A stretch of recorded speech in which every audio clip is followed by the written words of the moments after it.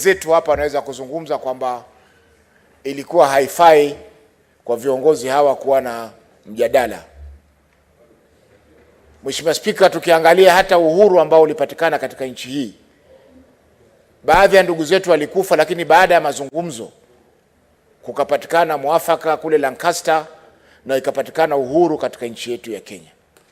Mheshimiwa Spika, viongozi wote ambao wameweza kutawala nchi hii wametawala kupitia masuala ya mjadala baina ya viongozi na wananchi katika nchi ya Kenya. Hakuna kiongozi ambaye alitangaza akaendesha nchi kwa njia ya kimla, sababu ni wale ambao Waingereza wanasema ni madikteta ndio hawawezi kukubali kuzungumza baina ya wananchi katika nchi zao.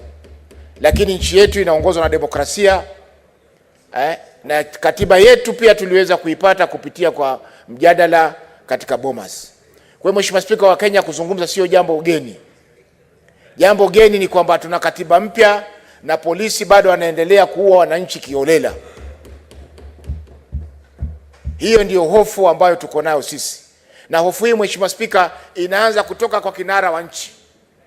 Tuliona jana katika vyombo vya habari kwamba anatishia kupeleka watu mbinguni. Hii si Yesu ya si mtume.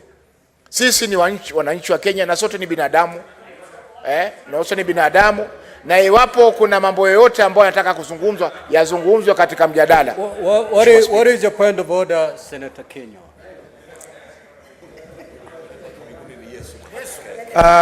Bwana Spika, ni vizuri sisi mjadala ulioko siku ya leo, Bwana Spika, umekuwa ukiwaambia wenzangu maseneta wajadili mambo ambayo yanahusu mjadala huu.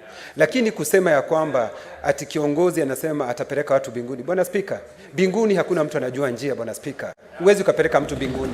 Bwana Spika, mbinguni hata Biblia inasema ya kwamba mtu anayejua ni Baba wa mbinguni peke yake. Hata Yesu ajui, Bwana Spika.